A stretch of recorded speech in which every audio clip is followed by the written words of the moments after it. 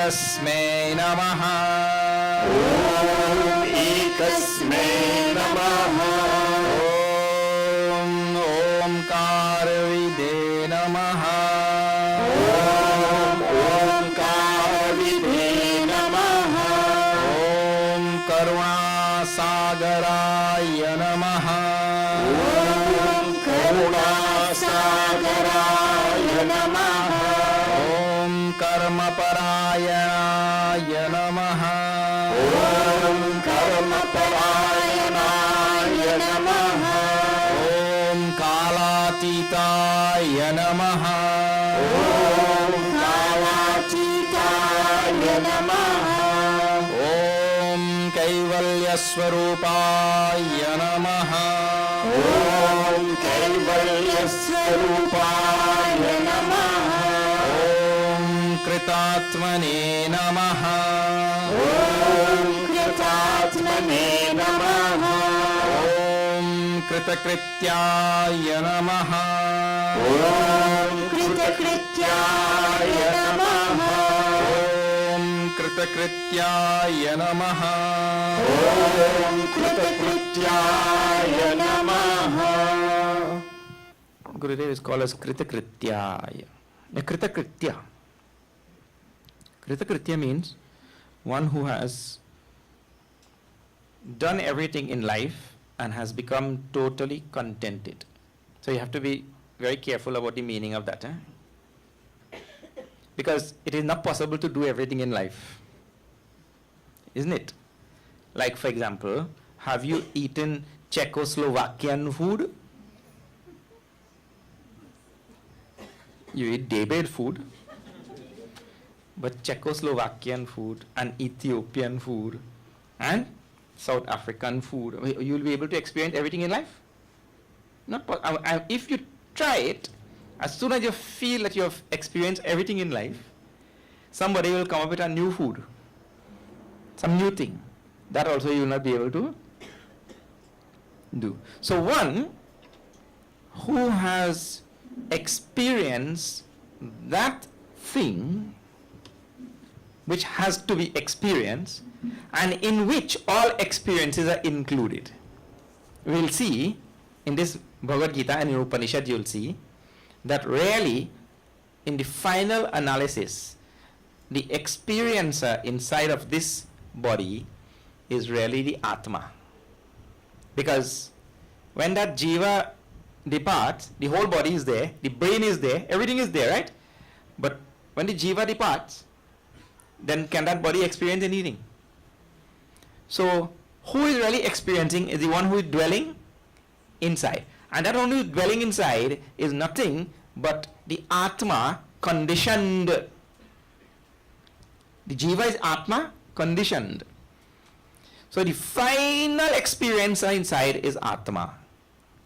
So he who experiences the Atma, or he who becomes one with the Atma, he has experienced everything that there is to experience. There is nothing else to experience beyond that. If you go single things in the world, then you will never finish. You could never finish or exhaust all the experiences of this world. That is impossible. So we experience the Atma, which is the ultimate experience of all things. Experiencer and experience in this world. The Atma. So one who has experienced that Atma, one has become one with the Atma, in other words. So he said, ever fulfilled and ever contented. He's called as Kritakritya.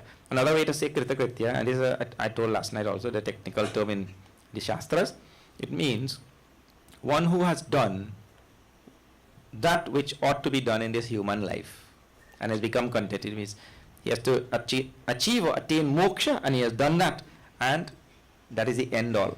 There is nothing else after that. That person doesn't have any craving or any longing or any such thing. Vihaya kaman is sarvan pumans charati nisprihaha.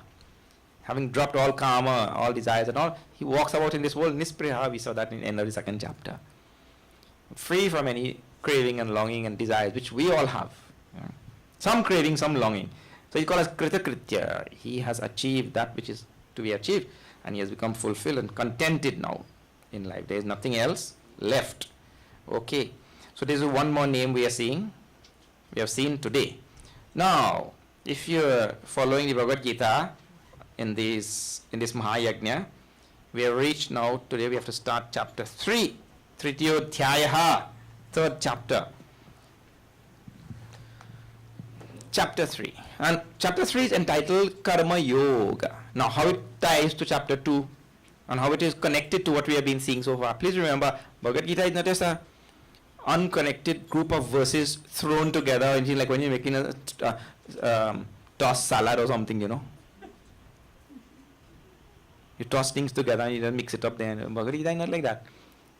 This is a set program of sadhana. And if you belong to Trinidad, you won't like it, because in Trinidad, nobody don't like nothing set. We like to have a little jump here, a little jump there, a little, you know. We like that kind of thing. We don't like to subject ourselves. That is why, you see, like for example, we have this Vedanta course going on, right? This Vedanta course will last 2 years.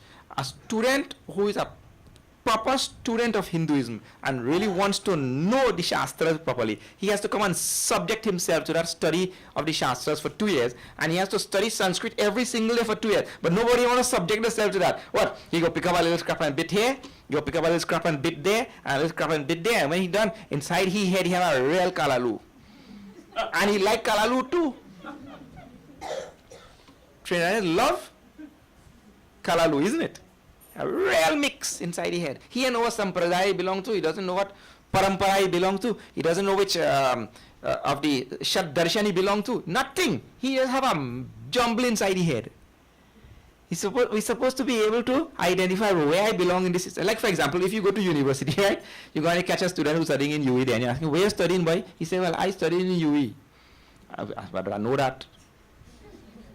You meet him in UE and you're asking him, where are you studying?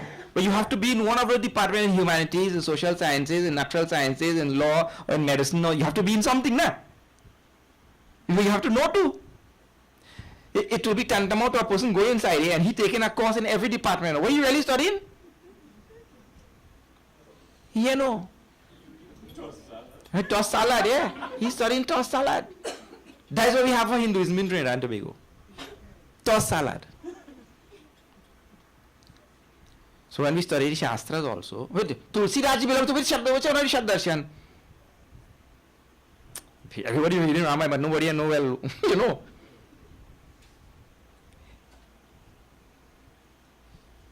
So many studies have been done to place Tulsi Raji where? Or no, so that's not our topic. What I'm saying, don't cast Bhagavad Gita like that. Also, it's just a group of verses just thrown together. No. This is a set, systematic, ordered, neat program of sadhana that I'm supposed to follow. It's not just some verses like that, eh? So, let me tell you the problem there now. Arjuna became victim to what all human beings become victim. And that is selfishness. A selfishness which is characterized by me and mine. And that me and mine, I told you in previous days, or those of you who are listening, you would have known. That is the same selfishness that causes all human beings to do all wrong things. Every wrong thing that a human being does, it is because of that selfishness. All the corruption that we see everywhere in all high offices and government and companies and corporations and all corruption is because of me and mine. So that basic, innate, intrinsic selfishness to which we all become victims has to be removed. Here it caused a great warrior, Arjuna, to collapse on the battlefield. He could not perform his duty now. And Bhagavan tells you, one who doesn't perform his duty, he going to papa vapsyasi. One who doesn't do his duty as it ought to be done, not just to do your duty wishy-washy. Like you're a public officer and you have one form, and a stranger comes and then your brother comes, but the stranger comes first. For that, and you only have one form left in the department, and both of them come for form. But because you see your brother behind, you tell the stranger, no, form done. Form done. So he go on. When your brother come now, you give him the last form. That, you say, but I'm doing my duty, I give not form, you know, I'm a duty. My duty is to give out form. That is, that type of behavior is based on selfishness, because this fellow is my brother. That man, that other man, and this is how the whole country is run. This is how the whole nations are run. People only treat their own people. What about others? So that type of basic selfishness is to be found in all our actions. It ripples through every action of human being. Oh, see, this is the way we treat our own religion, our own temple people, our own race, our own nationality. I mean somebody else. So this selfishness is now rooted in something called a delusion, moha. That those words we saw. That moha is rooted in something even deeper. That thing is called as ignorance. And the only antidote to ignorance is Atma Jnana, knowledge. So Bhagavan starts right off the bat in the second chapter when he starts speaking. He gives Arjuna the absolute knowledge immediately, because that is the true and one only antidote. See, when you go there and you have a certain type of disease, and the doctor has, like for example, there's only one vaccine for yellow fever. Suppose you go there for yellow fever, problem with yellow fever, and he give you penicillin. Well, one of them go kill you, either the penicillin or the yellow fever, isn't it? You gone with this disease, and one man gone by the doctor. He said, "Doc, I have a real bad cold." Doctor say, "Okay, go home and open the freezing water and take a bath with freezing water." He said, "What? Freezing water? I'll get pneumonia?" He said, "Right." He said, "I have treatment for pneumonia, me and nothing for cold." Right now you come for cold, you know, me and nothing to treat that. But you get pneumonia and you come back. I would treat that. But what kind of thing is this? The doctor is supposed to treat what the man have, isn't it? Now give him something and then treat him. But for that pneumonia, there is one antidote, and the doctor has to give only that thing. In the same way, for ignorance, there is only one antidote. Please see, ignorance is like darkness. That's why we compare darkness to ignorance all the time, right? There is only one antidote to darkness. There is no second antidote to darkness. The antidote to darkness is light. If this temple dark, and you come and you try to sweep out the darkness, broom is not an antidote to darkness. You come and you try to wash out the darkness, water is not an antidote to darkness. You come and take a fan and try to blow the darkness. Wind is not an antidote to darkness. There is only one antidote, that is light. You turn on some light and the darkness will go. In the same way, there is one antidote to ignorance. And please remember, this is the teaching as it is given. Ignorance leads to moha, moha leads to this basic selfishness, me and mine. Me and mine is the same selfishness. And that now leads to all the different papa sins, all things that we do. So now we have to tackle this problem at the root. Because if you go, you know, like you have a tree in your yard and you're going and cutting out branch, you want to kill this tree, you're cutting out that branch, when you come back 2 weeks, that branch grow back. And we do that in the mountain where we just go there. We cut down this avocado tree because that thing causing root and rip all the kitchen and thing. We cut down this avocado tree. When we come back, he grow back. Because we cut from the top here. And that fellow busting all the kitchen floor and he giving us avocado. He from both sides. So now the only way to get rid of that is to take it from the root, because anytime we go there and we cut down the branch, when we come back, he grow back.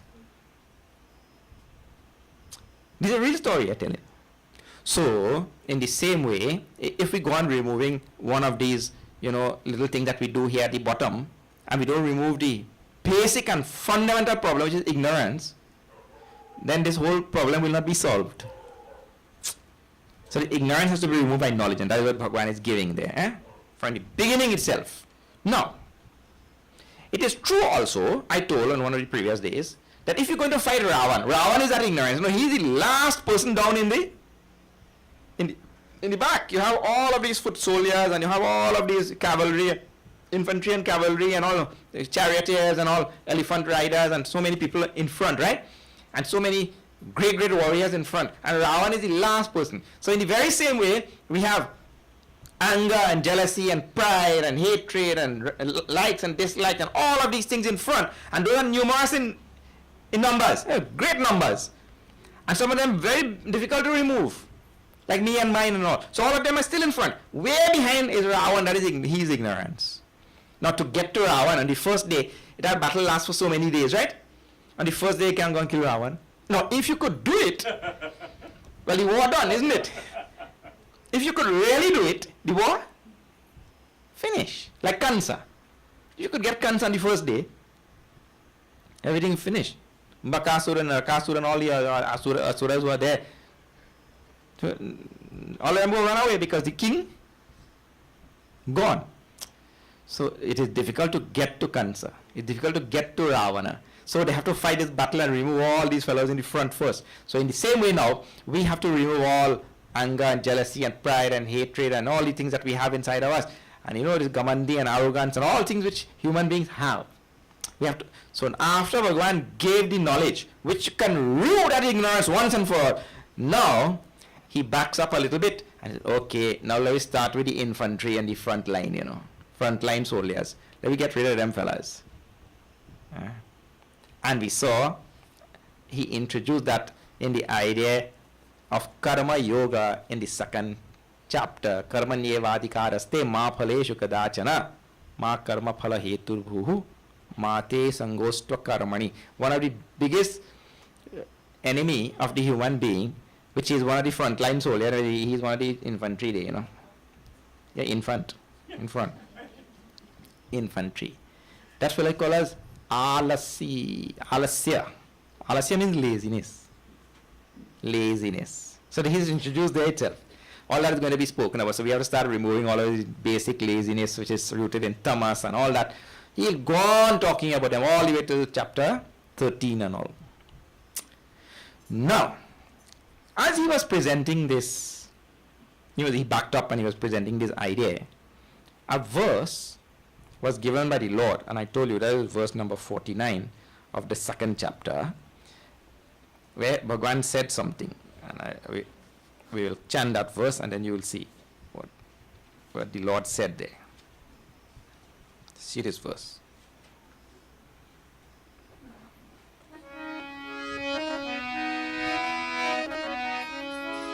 And this is how sometimes you see, in communication is a real wonderful thing, I tell you. Sometimes just in a little miss in communication, can cause miscommunication. We'll see this now.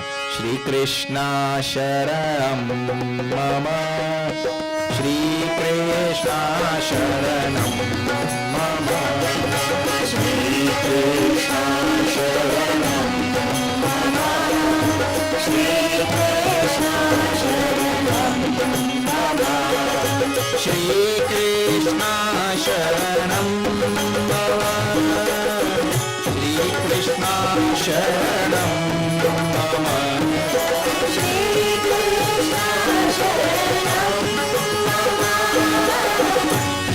Krishna Sharanam Mama, Purena Yavaram Karma, Buddhiyo Gathanam Gaya, Shri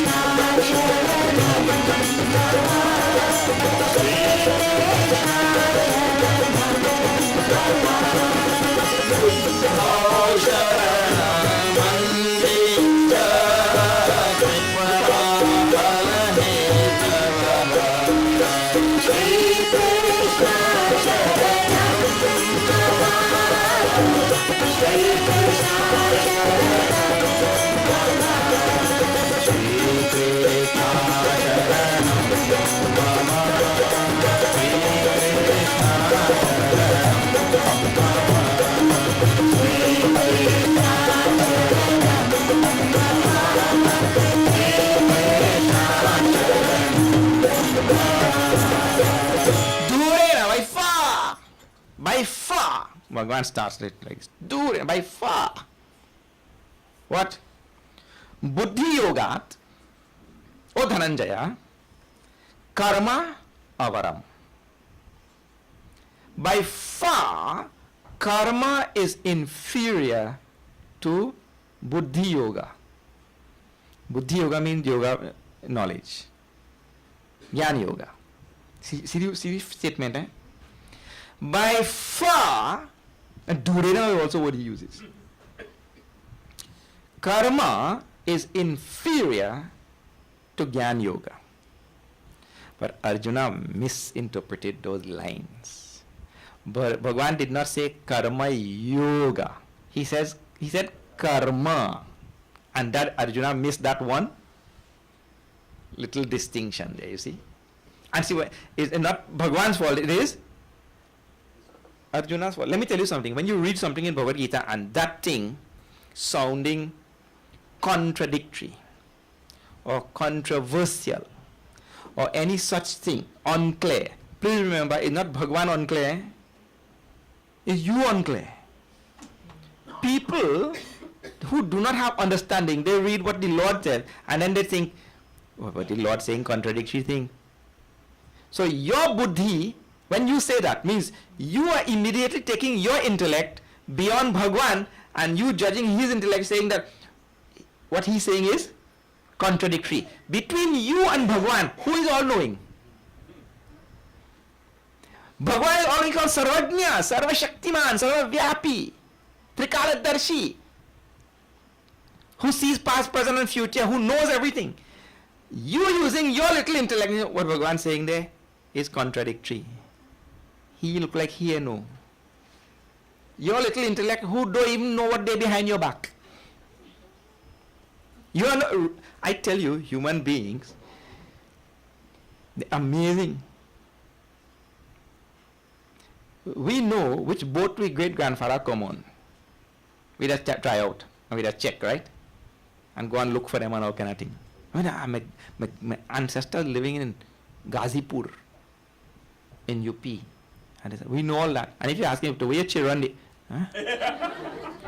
He no way. Where Chirandi? But he know ancestors in Ghazipur. I'm telling all of this because the intellect rarely jumps to conclusion. The intellect gets the most exercise in the human body. Because they always jump in. Jump in what? Jump into conclusion. That is the intellect. Please understand, if any time you read the Bhagavad Gita and something doesn't make sense to you or something seems contradictory to you, it is not that the Bhagavad Gita is contradictory, it is that you don't have full knowledge. Contradictory means when you don't have all the information available at your finger tips, because you have some pieces of the puzzle missing, therefore the thing is appearing contradictory. And since you are not Sarvajna, you don't know everything, that means to say you have to now find out from somebody, well, how this thing sung in like this, you know, and you have to go with humility also, otherwise that will make no sense to you ever. With humility we go, but you know, Swamiji, okay. Like for example, I'll give an example. Something sounded terribly contradictory to me in beginning. In the beginning of this Bhagavad Gita, we saw in the second chapter, where Arjuna tells Bhagavan, Shishyasteham shadimam tvam prapannam. Tvam prapannam means I surrender to you.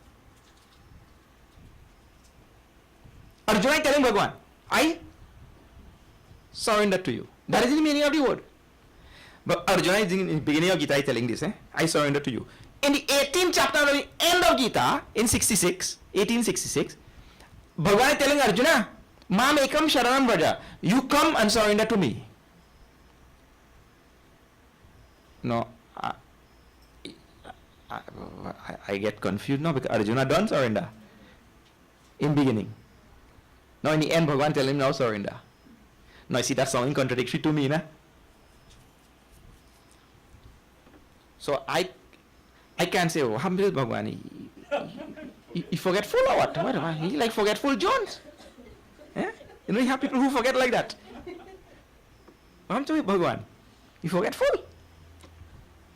One man said, doctor, doctor have a big problem. What is the problem? Man, I'm forgetting everything. I just forget everything real bad these days. Really? What is your age? He said, I'm only 49 years. Only 49? Yeah. Since how long you had this problem? He said, what problem? He forget the problem too, you see. So, Bhagavan like this or what? Arjuna don't tell him, Prabhu, I surrender to you, you please teach me Shadi Mam. Teach me now. Now he's telling Arjuna, surrender. There. So now that's song in contradiction. Now if it sounds contradictory like that, that is not because Bhagavan is contradictory. It is because I don't understand properly. So I have to find out. So I went to Swamiji and asked, and Swamiji gave such a wonderful reply. No, I'm not going to tell you now. Such a wonderful reply to that. So then that thing became clear in your mind. So now Bhagavan is telling, Durena yavaram karma. Buddhi yoga Dhananjaya. Oh Dhananjaya, he calls Arjuna. By far, karma is inferior to jnana yoga. So Bhagavan uses the word karma. Bhagavan did not use the word karma yoga. So this karma is by far inferior to everything. A human being is not supposed to be doing karma. Only a donkey does karma. A human being is supposed to be doing karma yoga. Have you seen donkey and bison and bull hunting in cat? Them doing karma. A human being is supposed to, well, let me tell you something.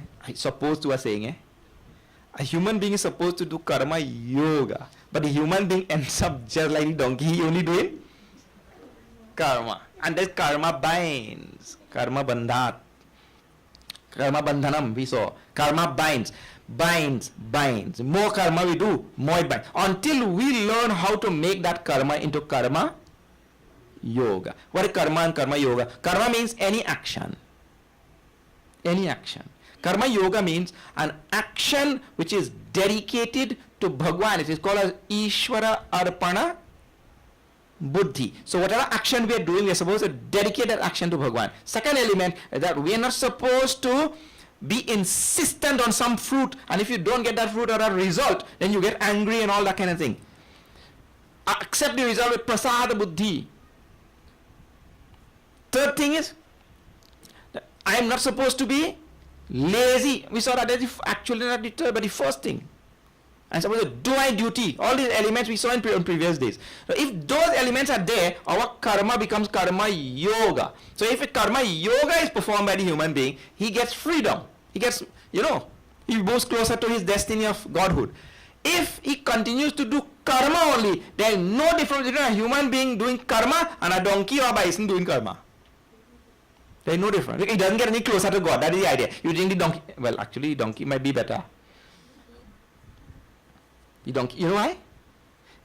I better take that. The donkey better. I tell you why. There is a logic in that also. Because the human being, he goes on multiplying his karma again and again.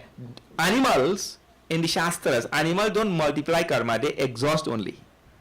So the donkey is exhausting karma. So this human being, while he is exhausting karma, he is also building new one. So the donkey better off.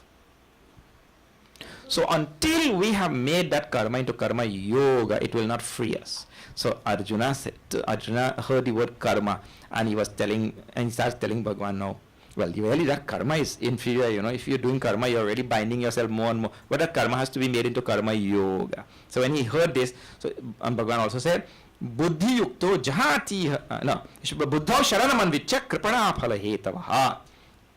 Therefore, oh my dear Arjuna, take recourse in jnana yoga. Take recourse in jnana yoga. Because one who does karma, he is kripana. Kripana means miserly. A miserly person. Miserly person is one selfish person. That is it. A miser is one who does hoard everything and don't give anything to anybody, isn't it? He's a miser. So he's selfish. So now this verse caused this great confusion in Arjuna's mind. And so now the third chapter, well, you see, it's a good thing. Let me tell you something. Bhagwan also knows what he's doing, you know. He gives cause for the rise of the third chapter, isn't it? So listen to Arjuna's question in 2 verses now, which will set the stage for this whole third chapter. And it started there in second chapter. Arjuna Uvacha. Shri Krishna Sharanam Mama. Shri Krishna Sharanam Mama. Shri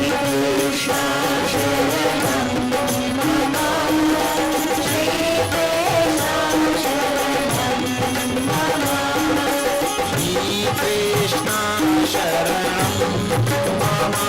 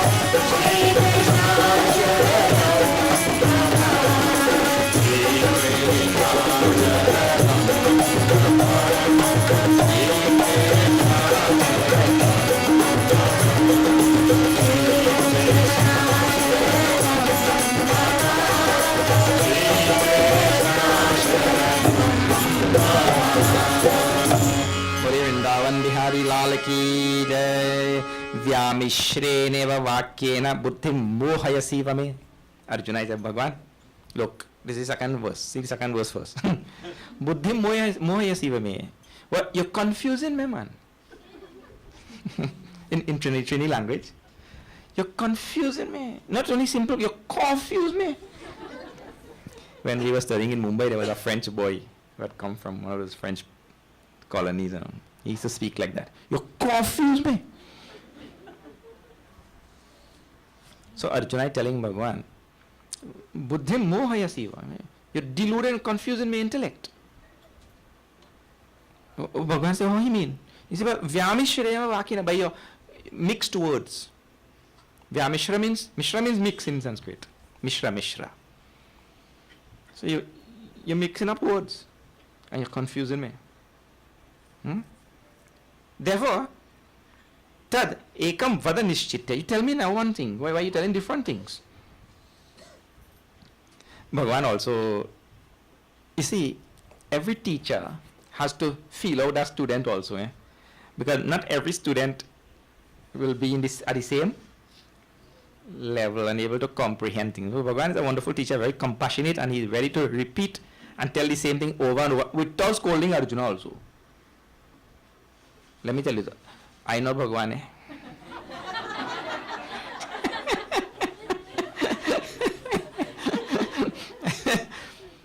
Swami Tapovanji Maharaj also, he told the Gurudev and his whole group, I teach in once. And if I ask you a question in the next class and you do answer,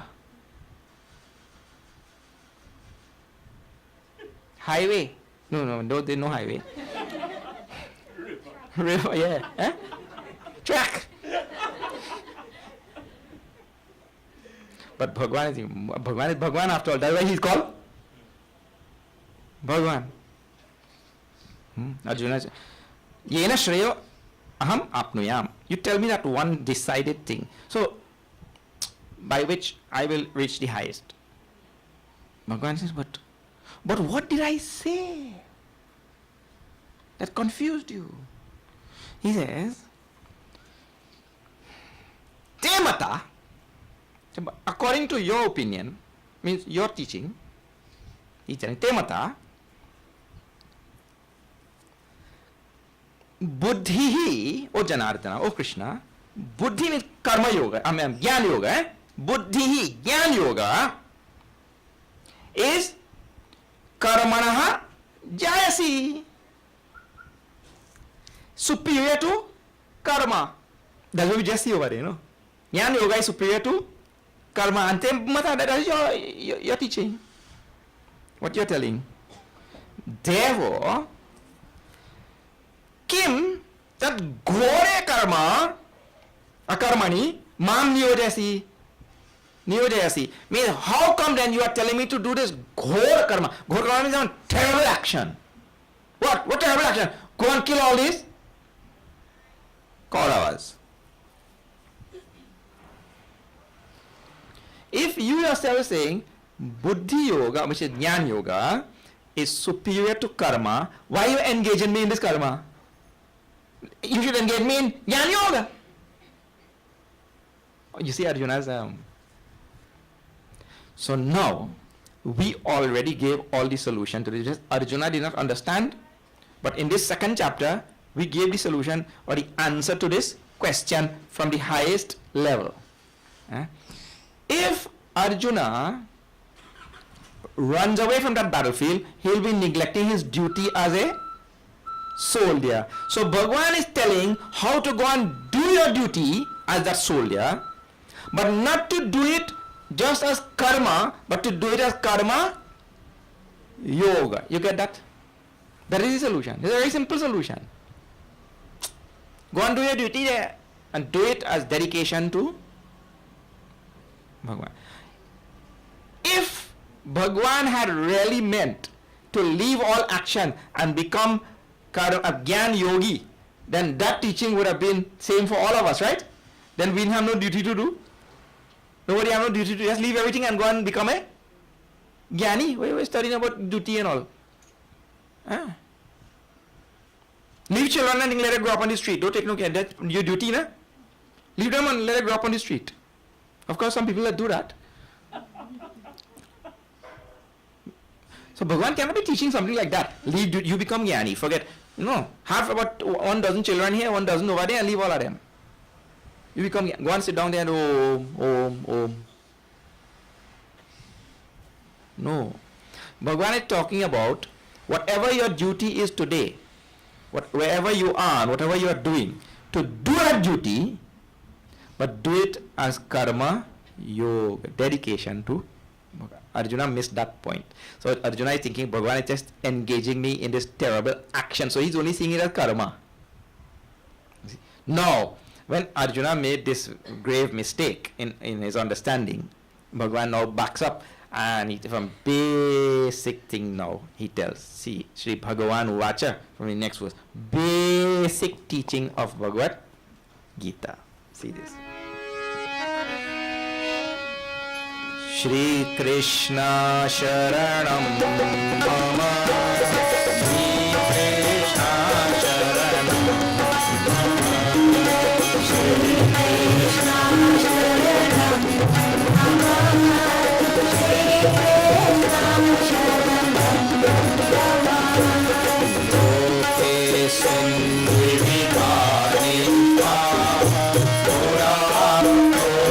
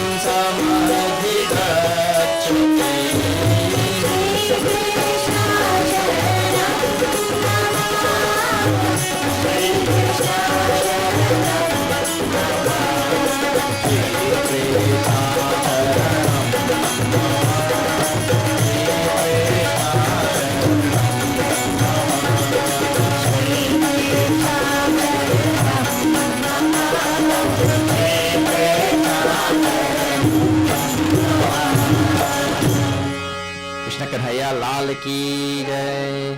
Shri भगवान उवाच लोकेस्मिन् द्विविधा निष्ठा पुरा प्रोक्ता मया नघ ज्ञानयोगेन सांख्यानां कर्मयोगेन योगिनां. Lokesmin Dvida Nishtha. There are two parts which have been taught in the world so far. Lokesmin. And Bhagavan told that he gave this knowledge in the beginning. In 4th chapter we'll see that. Two parts have been taught from the beginning itself. By who? Maya. By me. Oh, Anagha. He calls Arjuna Anagha. See, the Lord, how much love he has for Arjuna also. He calls Arjuna sinless. Anagha. One more thing, putting a hint in his mind there. So far you have commit no sin. You call him sinless. But if you run away from this battle, Papam Avapcha, see himself, told you will surely incur sin. If you neglect your duty, and see this is general message for all of us. Anybody who neglects his duty, and as I was telling, parenting is the most important duty for people who get children. The moment children come in your life, your whole life should change that day. Parenting becomes your most important duty. And if you neglect that duty, Papam Vapsyasi. So he's calling Arjuna Anagha, sinless. Till now you have been sinless. But if you run away from this battlefield, if you neglect your duty, my dear Anagha, my dear Arjuna, two parts have been taught by me, Pura Prokta, from the beginning of time. Pura means from the old days. What are those two parts? Jnana Yogena Sankhyanam, Karma Yogena Yoginam. Jnana Yoga and Karma Yoga. Bhagavan for the first time now makes a very clear distinction between Jnana Yoga and Karma Yoga. Because Arjuna became confused, he didn't understand that day. So Lord has to tell very clearly, there is something called Jnana Yoga and there is something called as Karma Yoga. Dvividha Nishtha, two parts. Dvividha means two in Sanskrit. Dvividha Nishtha, two parts have been given there. Huh? So, and he tells also now, Jnana Yoga is for Sankhanam. Jnana Yogena Sankhanam means for those people who are intellectually inclined, those people whose intellect can function at the highest level of subtlety, that intellect that is sharp, tikshna buddhi, sukshma buddhi, subtle, and shuddha buddhi, whose buddhi is pure. That person will be able to understand everything taught in Jnana Yoga. It will make immediate sense to that person. He'll become a Jnani in no time. His intellect is already ready. If the intellect is not ready, then this person has to engage in Karma Yoga. Karma Yogena Yoginam. And this is for the vast majority of human beings. Karma Yoga is the applicable yoga. Why? Because it is through Karma Yoga, the intellect will become prepared. If we don't do our duty, you know that now. If you don't go to the preschool and primary school and high school and you don't learn A for apple, B for bat, C for cat, D for dog and all that, if you don't learn, well, you expect to go to university? You never learn A for apple, B for bat? None is the man in the one. How you will reach university? So all of us at that level where we have to be doing our karma in dedication to Bhagavan. That thing will purify our mind and remove all of the non-essential, what you call it, undesirable gunas and traits and characteristics. And all. As we go on doing our duty in dedication to Bhagavan, this is called Karma Yoga. He said that is meant for Karmanam, for Yoginam, those people who are ready to unite with God. Now please remember, in the second chapter I also told you, the big topic which is going on here is pure spirituality. We are talking about people who are interested in pure spirituality. Yeah. So he says, these two yogas have been imparted by me in the past. Now, Arjuna, see your situation. You want to run away from this battlefield. You don't want to do your duty. Right? You want to run away. Now see your problem. Na karmana manarambhat naishkarmyam purushoshnute. A person can never reach a state of rest. Naishkarmyam means a state free from all duties. He'll talk about it later in the same chapter. Tasya karyam na vidyate. A person has no duty. The one who has reached God only. That person has no duties. A person doesn't reach that state of naishkarmya where I have no duty by what? By giving up actions. In other words, to reach a state where I have no action to do, I have to do actions. To reach a state where you have nothing else to learn, you have to learn everything. You correct or not? I have to go through all this A, B, C, D, and all go. And then I said, okay, now I have nothing else to learn. I don't reach my PhD. Where you get now? After PhD, done. Nothing else to study. Means in that field or whatever, right? So, in order to reach the state where you have no duties, you can't think of giving up duty. That's the way you want to do. Arjuna want to give up duty here itself. You have to go through all the duties and make sure you perform them. And when they are done, then you have reached that absolute state of enlightenment, oneness with God. Then you say, now I have no duty. Then after, who will do the duty? Ishvara will do the duty through you. But at this stage, we have to do our duty. But Arjuna wants to become duty-free, not duty-free. Duty-free in a sense, eh? See, duty-free has different... free from duty. Arjuna wants to become free from duty by giving up duty. That is not... See, this is a kind of...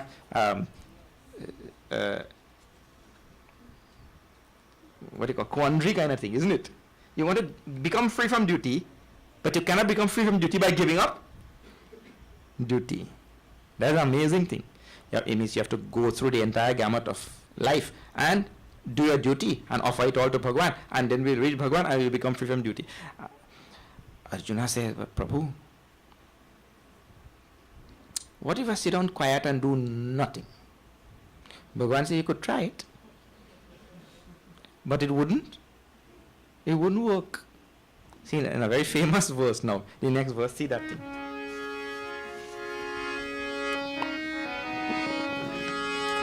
Shri Krishna Sharanam Mama, Shri Krishna Sharanam Mama, Shri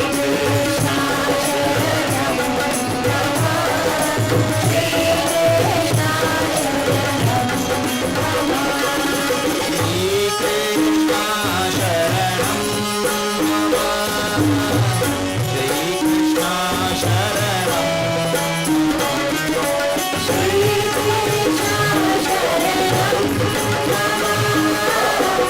Shri Krishna Sharanam Mama, Shri Krishna Sharanam.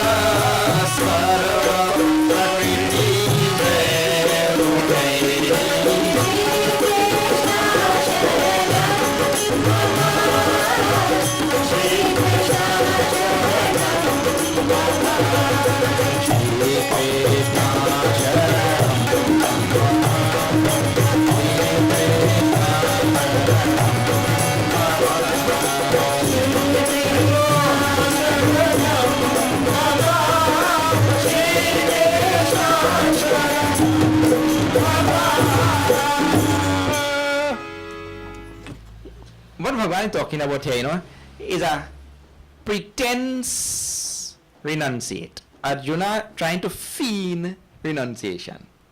Huh? I don't want anything. I don't want any kingdom. He was told over there, no. I don't want anything. Now I'll do nothing. What about that? Bhagavan said, well, try. I don't want any kingdom, no power, no treasury, no money, nothing. I'll just sit and do nothing. Well, you could try. Bhagavan said, well, when you try, make sure you get up to eat no food too, eh? Just sit down and do nothing. That is impossible. The human being cannot sit and do nothing.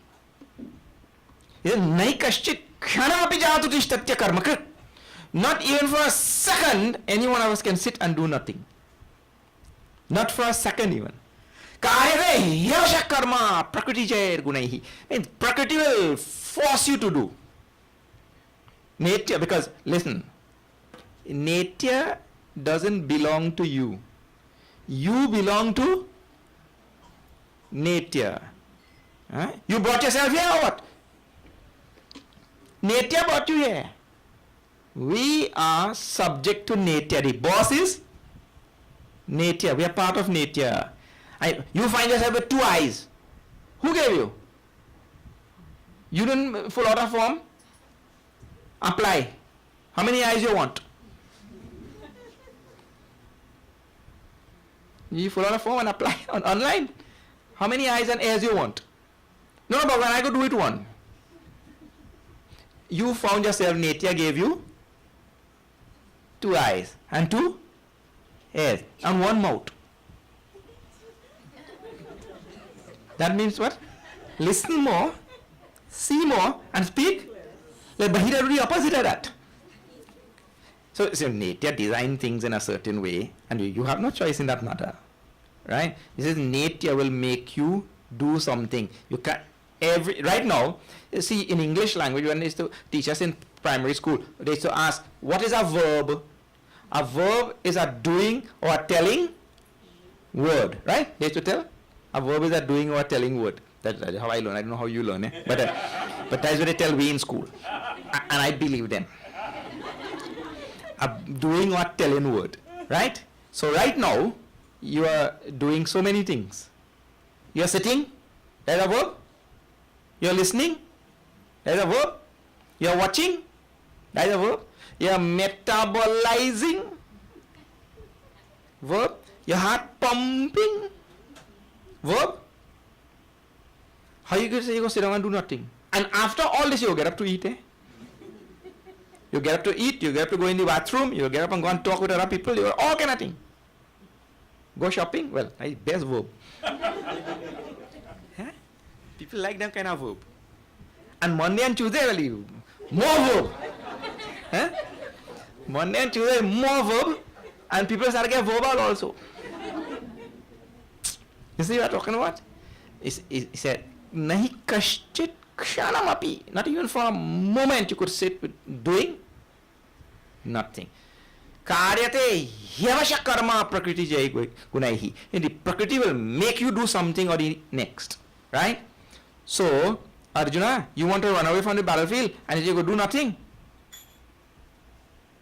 It wouldn't work. Now, since you are bound, you are forced by Prakriti to do something, why don't you do your duty as karma yoga? You will be forced. Why to go and do stupidness then? In any case, you have to do something. So now just do the duty. And he says, if you think you go run away from here and you will go and sit somewhere and you renounce everything, that also you will be telling the biggest lie to your own self. That you will go and sit somewhere and you have renounced this battlefield and you have renounced kingdom and you have renounced power and you have renounced your archery and all of this. You know, if you have renounced all of this, you will be the biggest hypocrite. Because it says a person कर्मेन्द्रियाणि संयम्य ये आस्ते मनसा स्मरण इंद्रियार्थान विमूढ़ात्मा मिथ्याचार से उच्यते. That person who lives here and goes and sits down over there, but his mind is over here, he is the biggest hypocrite. Your mind should be where you are. Your mind and senses should be where you are. So if, now this could be applied in life in general. If you sit in this satsang, so your body is here in this satsang, but your mind is somewhere else. Your body is here, but your mind is somewhere else. That person is called hypocrite. Mithyachar. Mithyachari in Sanskrit. Your mind and body should be where you are. Both you should be an integrated being. Not that you're sitting here and your mind is somewhere. So that practice should be there. So he's telling Arjuna, you're a soldier. In other words, behind the lines, what he's telling there. You're a soldier. All your life you fight in. You conquer. Why you call Dhananjaya? They call him, just now you only call him Dhananjaya. To remind him of that. Why people call you Dhananjaya? You are the one who went and conquered all the wealth and brought to this kingdom, make this kingdom rich. You will run away and you'll sit down over there. You'll neglect your duty. But your mind will be thinking, I wonder what will happen if I fight there, boy.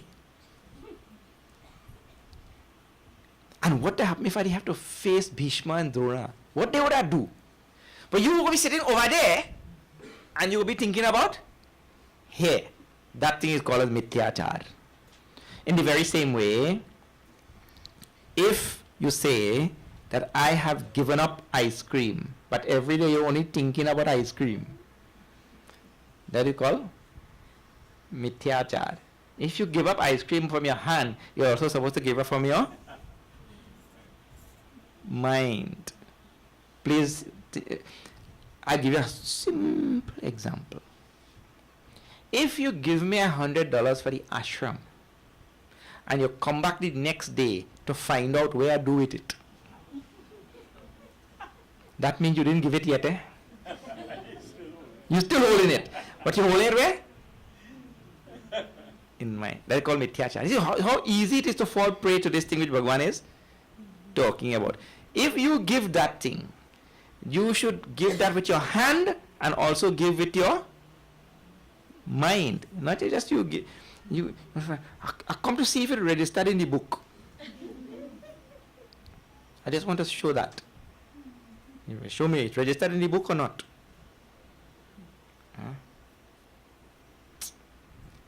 When you give, you just forget that you give. After that comes out of your hand, let it come out of your mind, and thereafter let Bhagavan take care of that. That come out of your hand already. Let the Lord take care. That is proper giving. Anupakarine, he says. This will come later on. So he says, he's talking about once one action is going on, but the mind is somewhere else. That kind of thing. Arjuna will become victim to that. He'll become mithyachari. But the one who is able to control the senses and keep them where they are, now this person keep the senses where he is sitting. This person is now going to embark on karma yoga. This third chapter I told you is called as karma yoga. And now the rudiments of karma yoga will be given, but it will be given tomorrow.